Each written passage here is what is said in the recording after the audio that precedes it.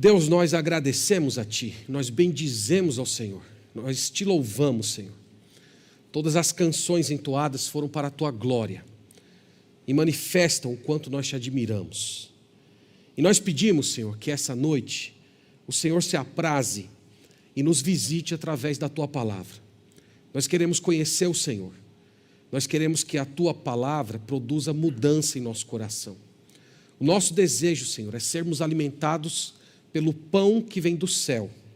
O nosso anseio é por Te conhecer através das páginas da Bíblia e sermos modificados, transformados à imagem do nosso Salvador crucificado.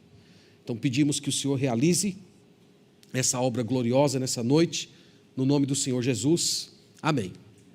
Amém. Meus irmãos, vamos abrir a palavra do Senhor em Gálatas, capítulo 5.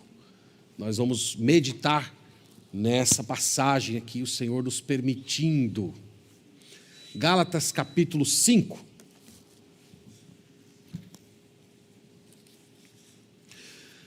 Nas últimas semanas, Deus tem nos dado a graça de olhar um pouco mais de perto o capítulo 5 dessa epístola.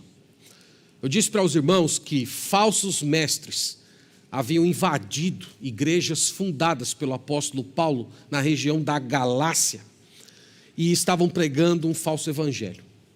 Em linhas gerais, esses homens legalistas que entraram para a história com o codinome de judaizantes, eles estavam falando que tanto a salvação como a santificação ocorrem quando as pessoas cumprem certos elementos da lei de Moisés. Então eles diziam que a parte da lei de Moisés, isto é, a parte de circuncisão, guarda do sábado, dieta alimentar, fora dessas coisas é impossível crescer espiritualmente.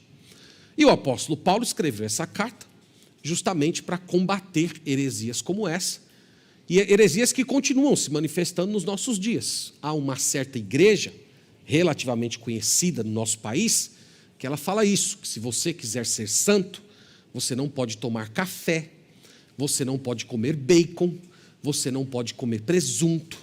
Então, bacon com ovos pela manhã, café, né? Comida mais maravilhosa que existe no mundo, nem pensar se você quiser ser santo. Então, vocês vejam que essas heresias, elas continuam se perpetuando. E essa carta foi escrita para combater isso. Na semana passada, especificamente, irmãos, nós consideramos as obras da carne. Nós vimos aqui a descrição de cada uma delas, o significado. Eu expliquei para vocês cada pecado dessa lista de obras da carne e nós vimos o pagamento da carne, que é a condenação eterna. Hoje nós vamos falar do lado bom. Hoje nós vamos falar do fruto do Espírito. E o propósito aqui da nossa meditação hoje é que você se sinta desejoso em abraçar essa vida maravilhosa, elevada, que Deus nos preparou para andar nele e por meio dele, uma vida no Espírito Santo. Então vamos ler o texto com fé na dependência do nosso Deus. Então estou lendo, irmãos, Gálatas capítulo 5, a partir do verso 22. Nós vamos ler o verso 22 e 23. Mas o fruto do Espírito é amor, alegria, paz, longanimidade, benignidade, bondade, fidelidade, mansidão, domínio próprio. Contra estas coisas não há lei. Amém? Graças a Deus por sua palavra. Então, antes, irmãos, de explicar para vocês o fruto do Espírito, eu queria dar um passo atrás e tratar da seguinte questão. Por que Paulo chama de fruto do Espírito? E eu tenho 3 respostas a essa indagação. A primeira é para estabelecer um forte contraste com as obras da carne. Então ele está mostrando 2 tipos de vida. Há pessoas que andam na carne, há pessoas que andam no Espírito. Não há como você estar transitando entre um e outro. Ou você é do Senhor e vive através do Espírito Santo, ou você é uma pessoa perdida e vai seguir a sua própria prática carnal. Então são 2 modos de vida. Uma pessoa que anda na carne, ela dá vazão a todos os seus pecados. Uma pessoa que anda no Espírito vai ter uma conduta santa, ela vai experimentar uma operosidade, uma obra espiritual progressiva, realizada pelo Espírito Santo, que vai transformando o caráter daquela pessoa à imagem de Cristo. Então esse é o primeiro motivo pelo qual Paulo fala fruto do Espírito, para estabelecer um contraste com as obras da carne. Número 2, para demonstrar que o fruto do Espírito é o oposto do legalismo judaizante. Você pode ver isso no verso 18 aqui, quando ele fala assim: mas, se sois guiados pelo Espírito, não estáis sob a lei. Então vocês estão vendo que um exclui o outro. Ou você anda no Espírito, ou você anda na lei. Não tem como você fazer as duas coisas ao mesmo tempo. Eu disse para os irmãos que falsos pregadores estavam dizendo para esses irmãos aqui que se eles quisessem ser santos, eles tinham que guardar o sábado, eles tinham que se circuncidar, eles tinham que participar de certas restrições alimentares, e Paulo está dizendo que isso não tem nada a ver com andar no Espírito. Na verdade, ele vem dizendo ao longo da carta que essas externalidades, elas acabam muito mais alimentando uma espécie de orgulho religioso do que produzindo uma humildade e quebrantamento no seu comportamento. Então, o fruto do Espírito é diferente. Enquanto o legalismo tem muito mais a ver com aspectos externos, o tipo de comida que você come, a obra do Espírito Santo tem mais relação com algo que acontece dentro de você. É um processo interior, é uma ação na sua alma que vai mudando e moldando a forma como você enxerga a si, a forma como você vê a Deus e a forma como você se relaciona com as pessoas. Então, Paulo está falando disso. Em terceiro lugar, ele quer advertir que somente a obra do Espírito Santo colocaria fim, de uma vez por todas, nas muitas hostilidades que estavam acontecendo entre aqueles irmãos. Você pode ver aí no verso 15, Paulo dando uma indicação disso, falando o seguinte: se vós, porém, vos mordeis e devorais uns aos outros, vede que não sejais mutuamente destruídos. Então, logo depois de dizer que eles estavam se mordendo, né, eu falei para vocês que essa palavra aqui era uma palavra muito drástica, era usada para falar de animais selvagens que estavam se atacando, né? Quem assiste aqueles canais do History, Animal Planet, você vê aqueles animais terríveis brigando, ele está usando aquela imagem. Então você imagina como é que eram as reuniões desses irmãos, né? Como era a comunhão, as assembleias, né, que aconteciam nessas igrejas, eram terríveis. Então Paulo fala disso no 15 e no 16 ele fala: digo porém, veja que o porém é o contraste. Então, ao invés de vocês se morderem, diz Paulo, andai no Espírito. Então, ele está fazendo um contraste. Ele está dizendo, irmãos, que uma igreja que é movimentada pelo legalismo, ela se torna um ambiente de hostilidade. Ela se torna um ambiente de briga. As pessoas estão lá cumprindo um monte de regrinhas religiosas, mas eles não experimentam sentimentos de irmãos. Eles vivem como se fossem animais. E Paulo diz: a solução para as muitas controvérsias, hostilidades, inimizades, rivalidades, provocações que acontecem no meio de vocês, é vocês passarem a andar no Espírito Santo. Então é por isso que ele chama de fruto do Espírito. Dito isso, vamos passar agora ao que Paulo chama aqui de fruto do Espírito. A minha abordagem, irmãos, tem muitas maneiras de você abordar um texto desse. Se vocês forem ouvir 20 pregadores, 30 pregando nessa passagem, você vai ver que cada um tem uma maneira diferente de se aproximar. A minha vai ser assim: nós vamos primeiro apresentar uma definição, depois eu vou apresentar o oposto. Então, qual é a contradição desse fruto? E em terceiro, eu vou apresentar uma distorção. Então, vocês vão ver que cada fruto do Espírito, ele tem a sua essência, ele tem um certo pecado que está em oposição a ele, mas ele também traz o perigo de ser disfarçado, dele ser imitado. Então é o que nós vamos ver aqui, e os irmãos vão entendendo à medida que nós fomos expondo. Então comecemos com o primeiro deles. Paulo diz: mas o fruto do Espírito é amor. A palavra amor aqui é a palavra ágape, largamente conhecida por todo aquele que é de Deus. O que é o ágape na Sagrada Escritura? O ágape é a disposição de você fazer o bem a uma pessoa. E essa disposição, irmão, ela não tem nada a ver com o que a pessoa faz, com o que a pessoa pode lhe proporcionar, com o que você pode lucrar. É simplesmente uma disposição de buscar o bem de alguém, porque aquela pessoa é a imagem de Deus. Então você reconhece que aquela pessoa tem um valor intrínseco a ela, que independente de quem ela seja, do que ela faz, ou da maneira que ela possa te retribuir, você simplesmente se doa. E essa resolução, meus irmãos, de fazer o bem, ela é gerada pelo Espírito Santo e ela pode se estender, se necessário, até o sacrifício. Então essa é a essência do ágape.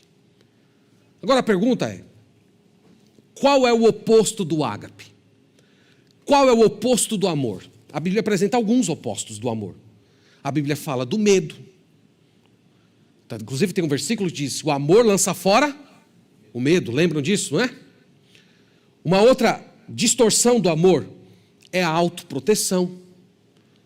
Um outro oposto ao amor é o abuso das pessoas. Então, ao invés de você se doar, você abusa das pessoas. Um outro pecado que vai contra o amor, que é o oposto dele, é a indiferença. Então, esses são alguns pecados que estão em oposição a esse primeiro elemento do fruto do Espírito. E qual é a imitação falsa, né? A imitação falsa já é muito redundante, né? É viciante quase. Mas qual é a imitação? Qual é a falsificação do amor? A falsificação do ágape é aquele afeto egoísta, no qual você é atraído por alguém por causa do modo que a pessoa te faz sentir, ou por aquilo que aquela pessoa pode lhe proporcionar. Então nós temos certos impulsos de afeto por algumas pessoas, por causa do modo que aquelas pessoas nos fazem sentir. E muitas vezes até na expectativa do que nós podemos receber em troca.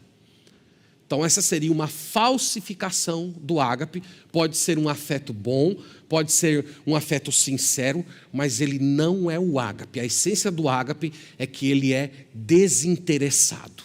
Ele não está buscando nenhuma retribuição. Ele visa tão somente buscar o bem daquela pessoa sem esperar nada em troca. Então esse é o primeiro. O segundo, qual que nós temos aí? Alegria. Alegria nós poderíamos definir como uma espécie de um deleite interno. Esse deleite interno, irmãos, tem muito mais a ver com Deus.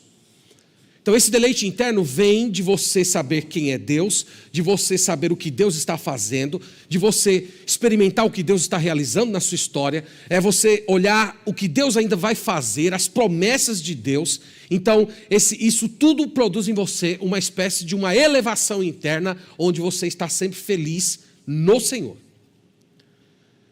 Qual é o oposto da alegria? O oposto da alegria nós poderíamos dizer que é a desesperança.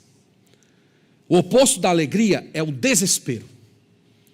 É você simplesmente perder todo o prazer de viver. E nós poderíamos dizer que a falsificação da alegria é aquele entusiasmo que nós sentimos muito mais por causa das bênçãos do que por causa do abençoador. E essa diferença vocês vão de concordar comigo que ela é muito sutil. Às vezes acontece uma coisa boa na sua vida e você está muito mais alegre por causa daquilo que aconteceu do que com a pessoa que lhe proporcionou aquela bênção. Então essa é uma distorção da alegria, conforme nós falamos aqui.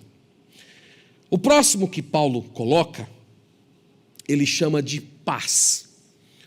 O que é paz na Bíblia? Paz é aquele descanso, aquela confiança na sabedoria e na providência de Deus. A Bíblia fala da paz interna, Filipenses 4:7, e a paz de Deus que excede todo o entendimento, guardará o vosso coração e a vossa mente em Cristo Jesus. A Bíblia fala também da paz externa, no que depender de vós, tende paz com todos os homens, Hebreus capítulo 12. Então esses são elementos que compõem essa palavra paz no Novo Testamento. Qual é o oposto da paz? O oposto da paz é a ansiedade. O oposto da paz é você viver preocupado. É você ter uma espécie de uma desorganização interna, como se Deus não estivesse conduzindo a sua história. E a falsa paz, nós poderíamos dizer que ela se manifesta em indiferença, apatia, falta de interesse. Então você pode olhar para uma pessoa e dizer, nossa, aquela pessoa é uma pessoa que não se abala por nada, parece que é uma pessoa tão pacífica. Às vezes não é. Às vezes é simplesmente falta de interesse. Às vezes é simplesmente desprezo. A paz é uma virtude muito fácil de ser falsificada. Temos mais aqui, né? Ele fala agora de longanimidade. Quem veio hoje de manhã, nós falamos muito a respeito dessa palavra, só que Tiago não usou, é a mesma palavra na língua grega, mas aqui foi traduzida por longanimidade e lá em Tiago foi traduzido por paciência. Então falei para vocês que essa palavra, ela traz a ideia de um fôlego longo. Então o que é longanimidade na Bíblia? É você permanecer firme, é você perseverar, é uma capacidade de resistir provações, de enfrentar problemas sem perder a cabeça. O oposto dessa virtude, o oposto da paciência, é o ressentimento, no qual você vive ali meio ferido consigo mesmo, com as pessoas e às vezes até com o próprio Deus. E a distorção dessa virtude é o cinismo. Então não é que uma pessoa é paciente, não, ela é simplesmente cínica, ela simplesmente não está nem aí, ela simplesmente não se importa. Além dessa, Paulo elenca aqui para a gente a benignidade. O que seria benignidade? Benignidade, meus irmãos, é aquela disposição de servir ao próximo de uma maneira generosa. É de você ser alguém sensível, realmente sensível, às necessidades das outras pessoas. O oposto da benignidade é o egoísmo. É aquele interesse de viver apenas para si, de nunca dividir nada, de não dividir você mesmo, de não dividir o seu tempo, de não dividir os seus afetos, de não dividir os seus bens. Então esse é o oposto da benignidade. E você sabe qual é a distorção dessa virtude? É você servir emburrado, é você fazer as coisas, usando aqui a linguagem de Salomão, com a mão remissa, sabe, aquele de fazer o mínimo necessário. Então essa é a distorção. Ou você fazer alguma coisa, não de uma maneira generosa, mas porque de alguma maneira você carrega dentro de si uma necessidade de aprovação.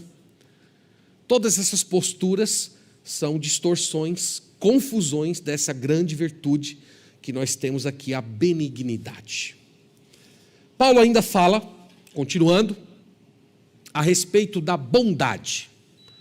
Essa palavra pode ser traduzida como amabilidade, ela pode ser traduzida também como docilidade. Qual é o oposto da amabilidade? Uma pessoa não amável é uma pessoa áspera. Você já viu alguma pessoa assim que é como se fosse uma lixa, né? Toda vez que você se aproxima, né, parece que a pessoa está sempre ferindo. Então é aquele comportamento de grosseria. É o oposto dessa virtude. E a distorção da amabilidade, grave isso porque é uma coisa muito comum, é a excessiva fragilidade. A distorção é aquele medo que às vezes você tem de desagradar as pessoas. Mesmo quando o que está em jogo é a verdade, a integridade, a correção. Então se você tem medo, se você se apequena quando você precisa se posicionar, isso não é uma prova que você é alguém amável. De repente você é uma pessoa frágil. Ou, para usar uma linguagem do Antigo Testamento, você teme muito mais o homem do que teme a Deus. E por isso você se retrai. Paulo ainda fala da fé. Fé aqui, irmãos, não é fé salvadora. Nós poderíamos dizer que a fé salvadora, ela está na raiz da nossa experiência cristã. Aqui ele não está falando da raiz, ele está falando do fruto. Ele está falando de pessoas que já creram no Senhor. Então o sentido da palavra fé aqui é lealdade, fidelidade.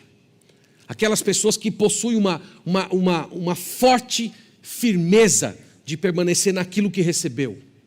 Nós poderíamos dizer que uma pessoa que tem fé nesse sentido é alguém que é confiável.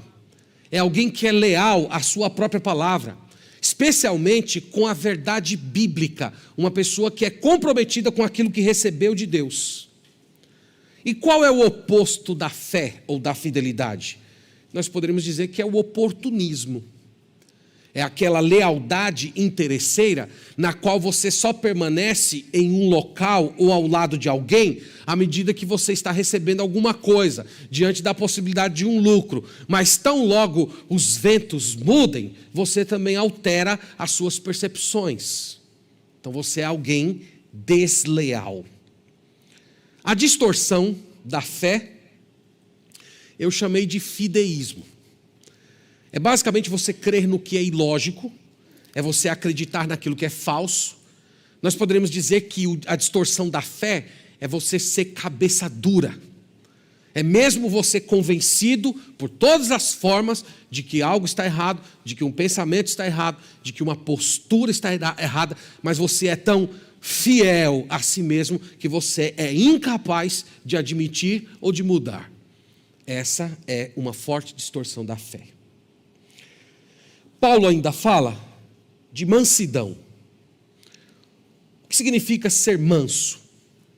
Ser manso significa ser brando. Ser manso significa não ser controlado pela ira. O oposto da mansidão é o ser iracundo, é ser explosivo, é ter o pavio curto. Então essas são distorções desse pecado. E nós poderíamos dizer que a falsificação do domínio próprio é uma espécie, eu estou em mansidão, não é isso? É isso mesmo. A distorção é você ser apático. É você ser apático, seja por medo, seja por fraqueza emocional, seja uma forma de uma incapacidade de você se indignar quando uma indignação é justa. Então você não é manso se quando a verdade, a integridade, o nome de Deus, a igreja de Cristo, aquilo que é correto. Você não é uma pessoa mansa quando diante dessas distorções você não manifesta nenhum tipo de indignação. Talvez, no máximo, você seja uma pessoa apática. Lembre-se de Jesus. Ele é chamado no Novo Testamento de aquele que é manso e humilde de coração.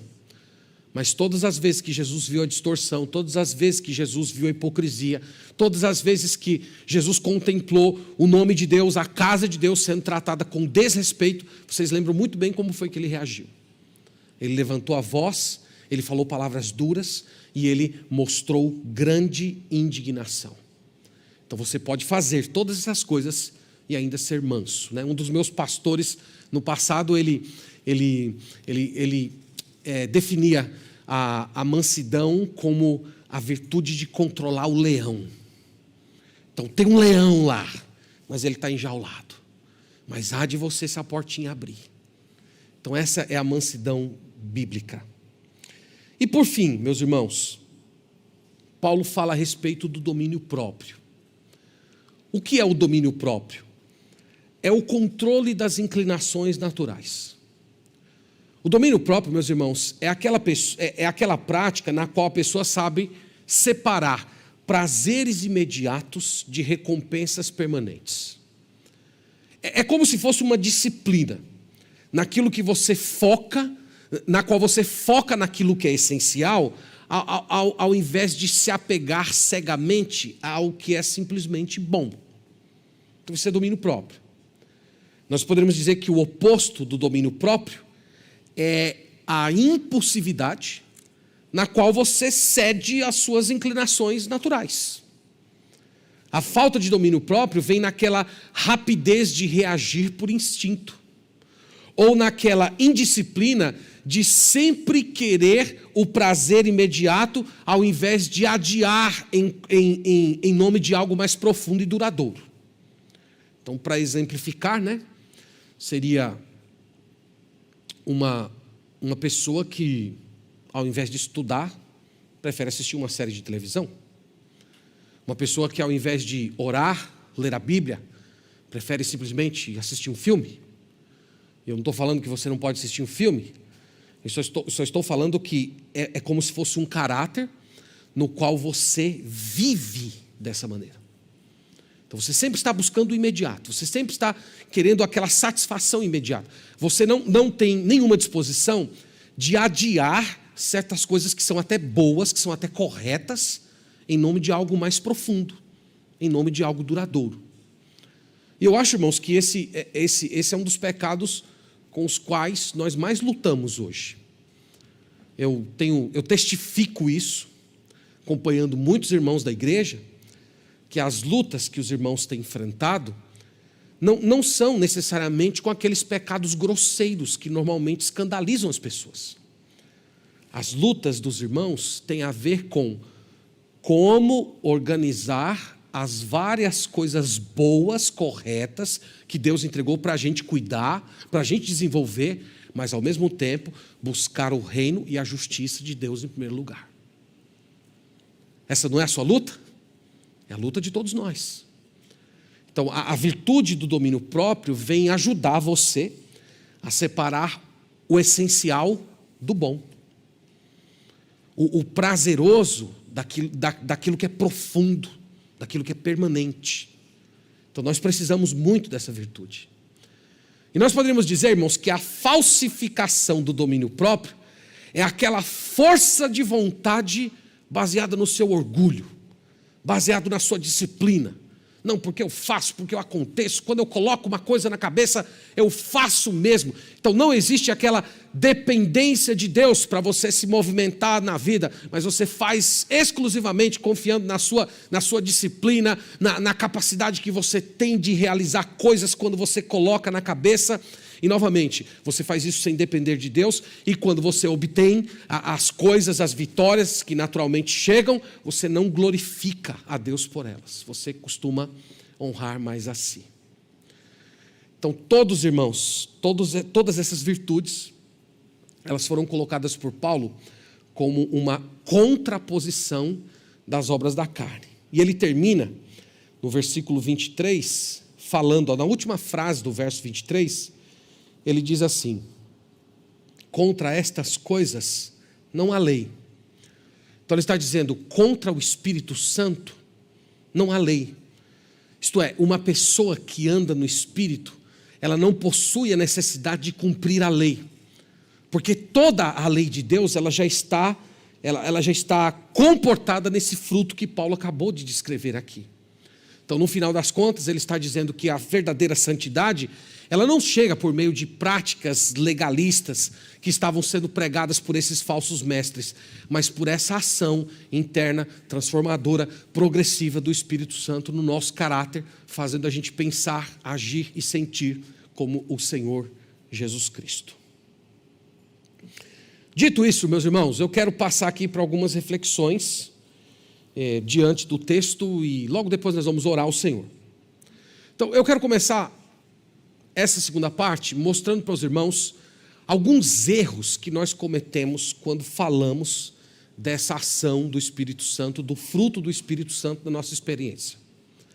O primeiro erro é esse: é confundir o Espírito Santo com as virtudes naturais.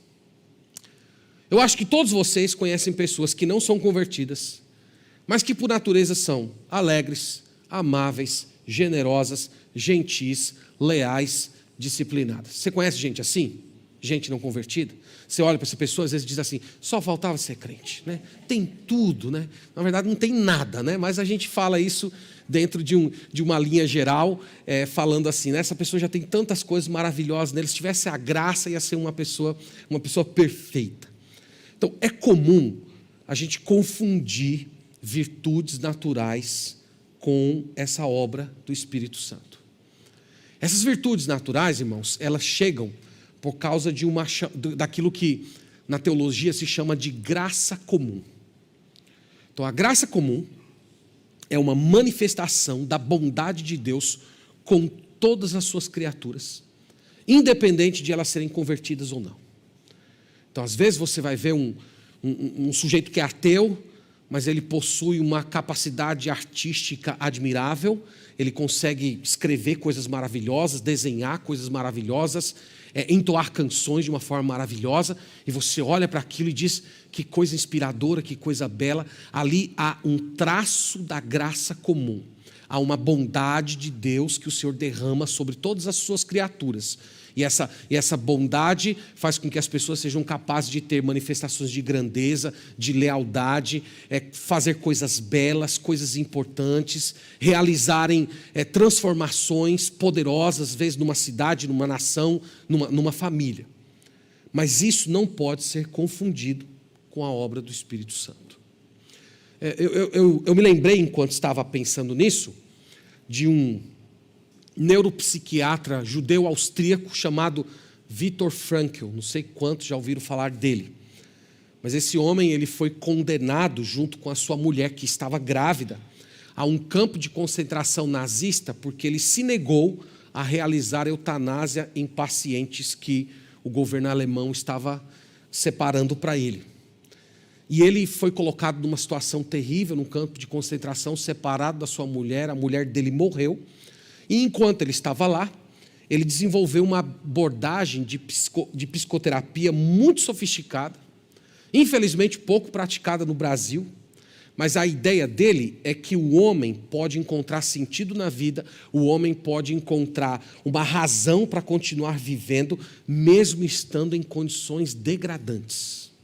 E há livros nos quais ele conta a experiência e como o campo de concentração foi importante para ele chegar a essa conclusão, e a abordagem dele se tornou muito, muito conhecida hoje e é praticada por muitos psicólogos, psicoterapeutas no mundo inteiro, infelizmente pouco aqui ainda no nosso país.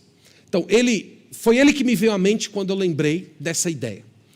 Esse homem fez uma coisa grandiosa, ele foi capaz de realizar um feito poderoso, de frutificar no meio do campo de concentração nazista. Mas, com todos os méritos, isso não é a obra do Espírito Santo. A obra do Espírito Santo não pode ser confundida com virtudes naturais. A obra do Espírito Santo é gerada pelo Espírito Santo, ela vem a partir da conversão, ela cresce a partir de uma comunhão com o Senhor Jesus Cristo. Então não pode ser limitada a virtudes naturais. A segunda confusão, e que é muito comum no meio evangélico brasileiro, é não saber discernir a diferença de dons espirituais e fruto do Espírito. Irmãos, uma pessoa pode receber dons espirituais e não ser regenerada. Pasme, né? Isso é bíblico. Judas Iscariotes esteve entre aquelas pessoas que receberam o dom de Jesus para expulsar demônios. E Judas Iscariotes andou com seus discípulos, expulsou demônios. Depois voltou, Senhor, feliz da vida, dizendo: Senhor, nós expulsamos os demônios. E Judas Iscariotes estava lá. E mesmo assim, ele era o filho da perdição. Então, uma pessoa pode receber dons do Espírito e não ser piedosa, não ser espiritual, não ser consagrada. No Novo Testamento, nós temos o exemplo de uma igreja que era assim. Qual igreja era essa? A igreja de Corinto. Paulo começa dizendo lá no capítulo 1 que era uma igreja conhecida por ter todos os dons. Então, se você visitasse no primeiro século a igreja de Corinto, você simplesmente ia ficar estupefado de ver tantas manifestações de diversidades de dons na vida das pessoas. Mas Paulo diz que eles viviam brigando, que eles estavam tolerando pecados de imoralidade dentro da igreja, os irmãos processando uns aos outros na justiça, os irmãos enchendo a cara de vinho na hora do culto. Era terrível o que acontecia na igreja de Corinto. Mas eles tinham dons. Isso às vezes confunde um pouco a nossa cabeça, não é? Não confunde a gente um pouco? Mas lembre, irmãos, que Deus ele é soberano, Ele usa quem quer. Deus pode usar uma pessoa sem necessariamente aprovar a conduta daquela pessoa. Nabucodonosor, o rei Nabucodonosor, Ciro, o rei persa, eles são chamados no Antigo Testamento de servos de Deus. E eles não são chamados de servos de Deus porque eles se converteram necessariamente ao Deus verdadeiro. Eles são chamados servos de Deus porque eles executaram serviços que foi colocado no coração deles pelo Todo-Poderoso. Então eles são servos nesse sentido. Então uma pessoa pode manifestar dons e não ser convertida. Do outro lado, o fruto do Espírito é diferente. O fruto do Espírito tem a ver com conversão. Ele tem a ver com a habitação do Espírito Santo. é uma conformação no caráter no qual você se torna cada dia mais parecido com Jesus. Então, já disse aqui na igreja, em outras ocasiões, que o fruto do Espírito não tem a ver necessariamente com o fato de você chegar aqui e ter algum tipo de elevação espiritual, de você chorar de repente, de você manifestar alguma coisa superior, enxergar uma luz, uma coisa sobrenatural acontecer na sua história. Isso não tem a ver com plenitude do Espírito Santo. Plenitude do Espírito Santo tem a ver com o modo como você trata o seu cônjuge, como você trata os seus filhos, como você se relaciona com as pessoas. Então uma pessoa pode ter, e está cheio infelizmente nas igrejas, de pessoas que têm elevações internas, profundas dentro da igreja, e quando chega em casa é um demônio. Trata mal todo mundo, desrespeita todo mundo. É uma pessoa imoral, é uma pessoa grosseira. Então não existe relação entre dom e fruto do Espírito. Nós poderíamos dizer que o dom, ele é imediato, ele é localizado, enquanto o fruto é progressivo, ele é abrangente, ele cria raízes internas, e nós poderíamos dizer que o fruto é simétrico. O que eu quero dizer com simétrico? Você experimenta o crescimento dessas virtudes de uma vez só. Então você não pode dizer assim, Deus me encheu de alegria, mas meu domínio próprio está na reserva. Não é assim que funciona. Esse fruto ele vai se desenvolvendo progressivamente, um ao lado do outro. Às vezes, tem alguns que estão na 5ª série, tem alguns que já estão na faculdade, mas o fato é que todos aqueles que são de Deus, de uma forma ou outra, eles estão crescendo nessas virtudes. O terceiro erro é o de pensar que o fruto do Espírito foi designado por Deus apenas para algumas pessoas. Esse talvez seja um dos maiores erros. O fato, meus irmãos, é que todos os crentes foram batizados no Espírito Santo, todos os crentes são habitados pelo Espírito, todos são selados por Ele. E muitas vezes nós não experimentamos o fruto do Espírito Santo crescendo dentro de nós, porque nós estamos entristecendo o Espírito Santo, nós estamos abafando a voz do Espírito Santo por causa da nossa teimosia.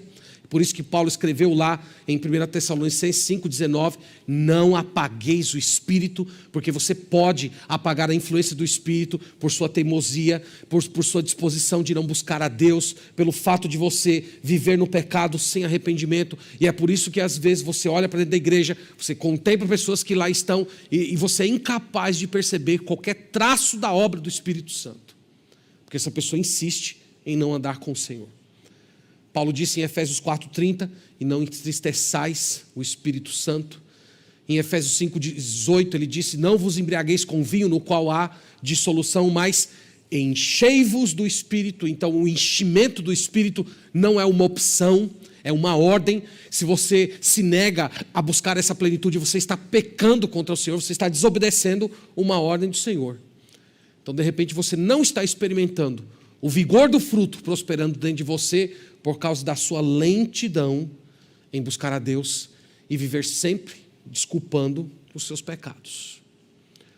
Então essas são 3 distorções que eu queria salientar para os irmãos. E nessa segunda parte, nessa parte final, eu quero trazer alguns conselhos práticos diante do que nós falamos aqui. O primeiro deles é, arrependa-se sinceramente dos seus pecados. Se você quer andar no Espírito, se você quer experimentar tudo isso que Paulo falou aqui, você precisa ter uma contrição sincera diante do Senhor. Uma sugestão que eu lhe dou é você criar o hábito de confessar a Deus especificamente os seus pecados. Você pode usar até essa lista aqui de Gálatas, está aqui, prostituição, impureza, lascívia, idolatria, feitiçaria, inimizade, porfia, ciúme, ira, discórdia, dissensão, facção, inveja. Você pode pegar essa lista aqui e usar nas suas orações. Senhor, eu fui invejoso. Senhor, eu fui explosivo.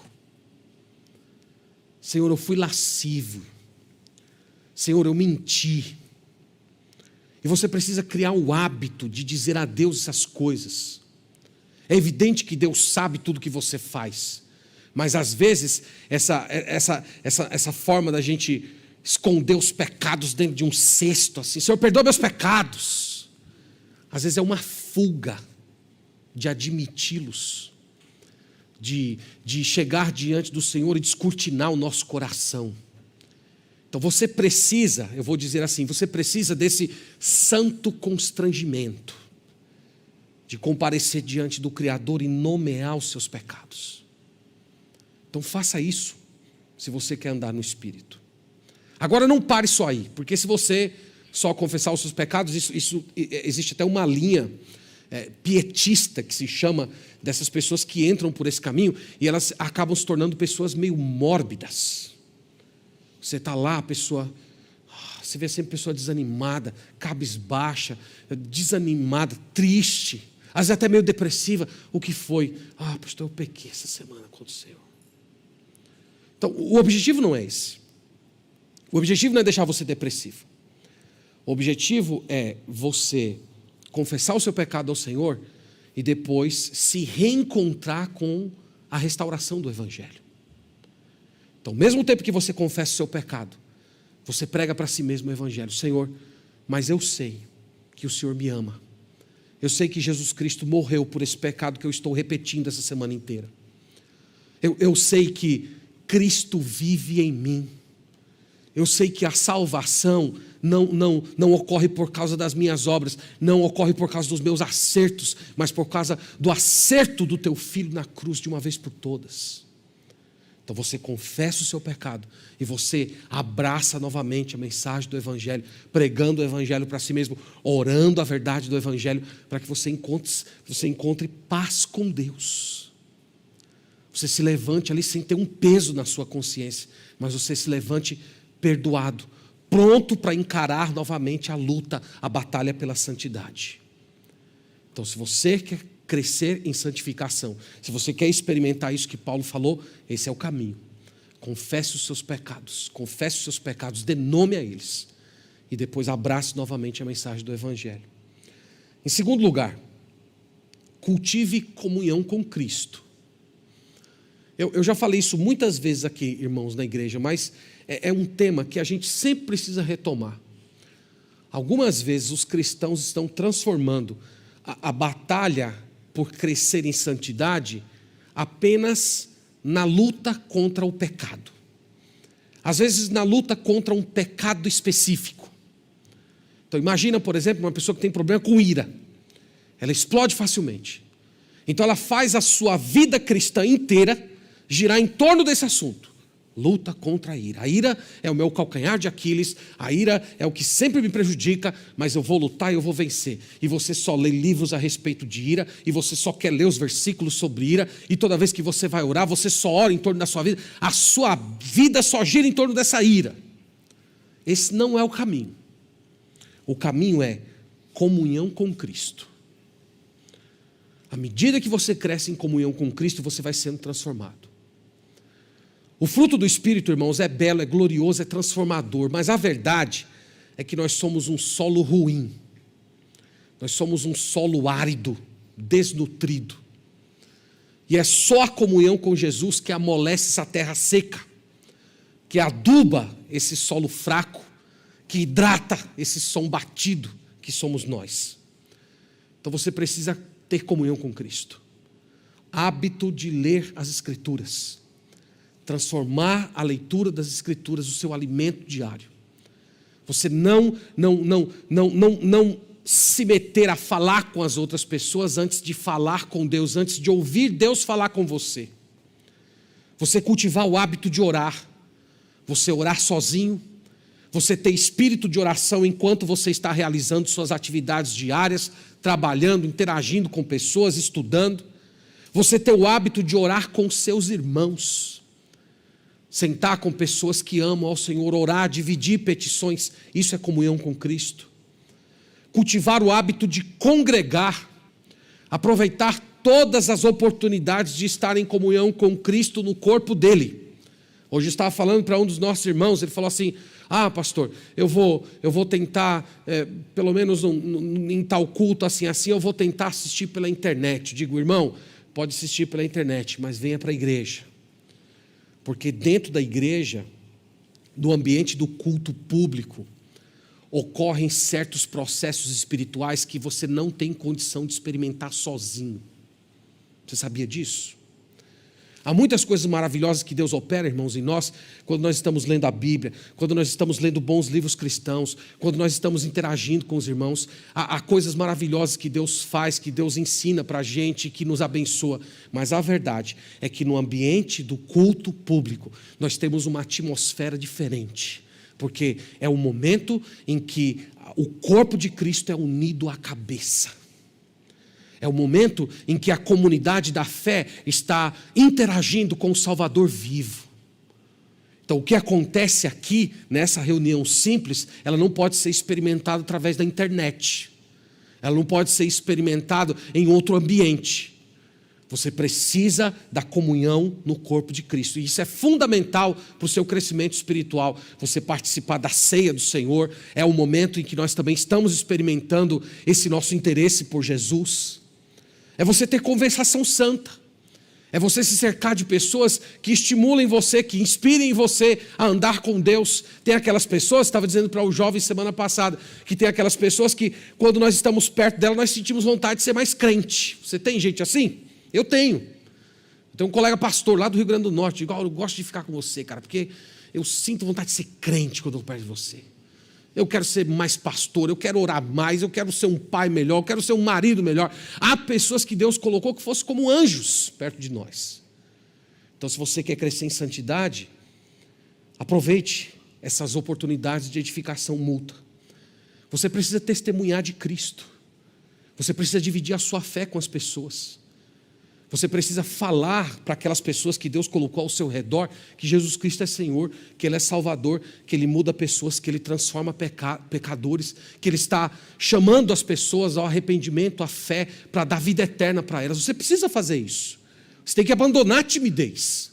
Você tem que perder o medo de desagradar as pessoas e falar de Jesus para elas. Você precisa ter o hábito de servir, de se doar, de sair um pouco do seu próprio mundo e cuidar de gente. Tudo isso, irmãos, são meios de comunhão com Cristo. Todas essas coisas são canais por meio dos quais nós nos enchemos de Deus e nos esvaziamos de nós mesmos. A plenitude do Espírito Santo, irmãos, tem a ver com esse processo. Encher e esvaziar. É como se nós fôssemos um copo de água suja e Deus vai derramando do seu Espírito e aquela água suja vai sendo empurrada para fora do copo. E só permanece lá a ação de Deus. A pergunta que fica aqui para nós hoje, e com ela eu encerro, é: o quanto você quer isso? Você quer isso de todo o seu coração? Você deseja isso aqui para a sua história? O quanto você está disposto a renunciar para ganhar a Deus? O quanto você está disposto a abrir mão? Você tem de fato essa resolução no coração de se afastar de tudo aquilo ou de todo aquela que tem impedido você de andar mais com o Senhor? Você tem disposição para abandonar não apenas práticas pecaminosas, mas coisas que são até boas e lícitas, mas que de alguma maneira elas estão impedindo que você desfrute mais do Senhor? Se você tem essa disposição, você vai experimentar o que significa andar no Espírito. E a minha oração, meus irmãos, essa noite, é que Deus nos faça perceber, cada um de nós, que não ser cheio do Espírito Santo é pecado. Que não tem uma outra vida. Não tem uma outra proposta. Isso aqui não é só para um grupo de pessoas iluminadas, não é apenas para os supercrentes. Isso aqui é para toda aquela pessoa que foi salva por Jesus, que teve os seus pecados perdoados. Todos nós que temos Cristo no coração, podemos experimentar o Espírito Santo crescendo dentro de nós. Então tome essa decisão hoje. Senhor, eu vou buscar essa plenitude. Senhor, eu vou renunciar tudo que está impedindo, tudo aquilo que entristece ao Senhor. Eu quero ser cheio do Espírito Santo em todo lugar. Eu quero ser na minha família, no meu casamento, no meu trabalho, no meu ambiente de estudos. Eu quero que a Tua glória brilhe sobre mim. Eu quero viver para o Teu louvor. Eu quero experimentar essa ação poderosa, essa transformação de caráter que só o Senhor pode realizar. Faça isso. Deus te salvou para isso. Lembre-se disso. Não tem uma outra vida para você diferente dessa.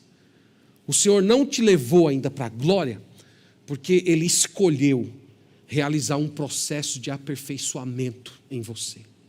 Ele escolheu fazer isso progressivamente. Se Ele quisesse fazer isso de uma vez só, no dia da nossa conversão, partia para a glória, estava tudo resolvido, todo mundo perfeito, lindo, belo, novo céus e nova terra. Mas Deus escolheu fazer isso através de um processo, no qual a nossa carne vai sendo mortificada, esse é o assunto que nós vamos falar semana que vem, e o Espírito Santo vai governando o nosso interior. Que Deus nos abençoe, irmãos, que a nossa igreja seja uma igreja cheia do Espírito Santo. A maior necessidade que nós temos hoje é de pessoas que estão transbordando de Deus. Que o Senhor faça isso no nosso meio. Então vamos orar e vamos pedir ao Senhor que Ele realize isso em nós. Nós glorificamos, Senhor, o Teu nome, com gratidão por esse texto que acabamos de ler. Nós reconhecemos, Pai, que estamos tão longe de ser o que nós vimos aqui nessa passagem. Nós reconhecemos que há muitas distorções dessas virtudes dentro de nós. Mas hoje, Senhor, diante da Tua presença, nós queremos pedir perdão ao Senhor por tudo que temos feito, cultivado, por tudo aquilo que na nossa história tem impedido de desfrutarmos mais de Ti. Nós pedimos perdão por isso, Senhor. E nós clamamos para que o Senhor nos mude, para que o Senhor nos transforme, para que o Senhor nos dê um novo coração, para que o Senhor nos dê uma nova disposição interna. Que o Senhor nos esvazie de nós mesmos e nos encha de Ti. Que nós experimentemos ao longo da nossa história essa transformação de caráter, mudando os nossos hábitos, mudando os nossos pensamentos, modificando as nossas estruturas para agirmos, pensarmos e sentirmos como o Senhor Jesus Cristo. Tem misericórdia de nós, Senhor. Nos abençoa, nós precisamos de Ti. Nós adoramos o Teu nome em Cristo Jesus. Amém.